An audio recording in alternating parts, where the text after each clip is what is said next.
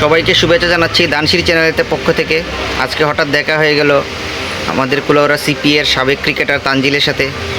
আজকে আমরা তার কাছ থেকে জানবো উনি এখন বিদেশে আছেন, কি অবস্থায় আছেন, কেমন আছেন, বর্তমানে বিদেশের পরিস্থিতি কি। তানজিল ভাই, আপনি কেমন আছেন? আলহামদুলিল্লাহ ভালো আছি। আপনি কেমন আছেন? হ্যাঁ, আছি ভালোই। তো আমরা জানতে চাচ্ছিলাম যে আপনি বর্তমানে কোথায় আছেন, কতদিন হলো আসছেন? আমি আছি ইউএতে, ইউনাইটেড আরব আমিরাত। কোন সিটিতে আছেন বর্তমানে? আমি আবুধাবি ক্যাপিটাল সিটিতে আছি। আপনি যে আবুধাবি থেকে আসলেন আজকে কয়দিন হলো, কত বছর পরে আসলেন? আমি দীর্ঘ 3.5 বছর পরে আসছি। কী অবস্থা 3.5 বছরের আগের কুলাউড়া আর আজকের কুলাউড়ার ভিতরে ব্যবধান কি দেখছেন? 3.5 বছর তো ব্যবধান তেমন একটা দেখিনি, সেই আগের মতনই রয়েছে, চেঞ্জ হয়েছে। বিদেশে বর্তমানে কি অবস্থা তানজিল ভাই? বিদেশে বর্তমান ইউএর অবস্থা তো তেমন একটা ভালো না, খুব ক্রিটিক্যাল অবস্থা।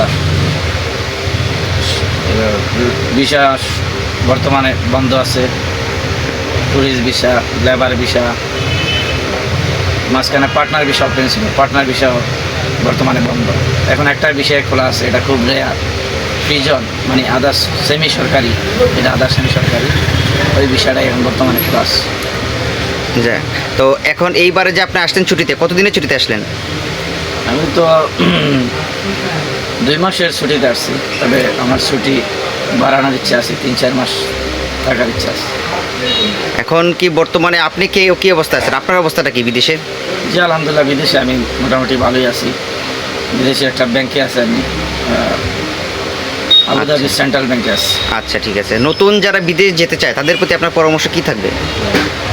নতুন যারা বিদেশ যেতে চায়, আসলে আমাদের বাংলাদেশিদের মেন সমস্যা হচ্ছে কোনো কাজ শিখে যায় না। মানে যদি বিদেশে যে কোনো জায়গায় লেবার ভিসাতে যেতে চায়, একটা স্কিলফুল হয়ে যায় বলা, কোনো একটা কাজের প্রতি মানে দক্ষ তা অর্জন করে গেলে আমার মনে হয় বেটার, ভালো স্যালারি, ভালো সব কিছু ভালো পাওয়া যায়। আর যদি মানে কোনো এক্সপিরিয়েন্স নাই, কাজেরও কোনো দক্ষতা নাই, তো এখানে বিদেশ গিয়ে মানে অনেক প্রবলেমের মাঝে পড়তে পারে।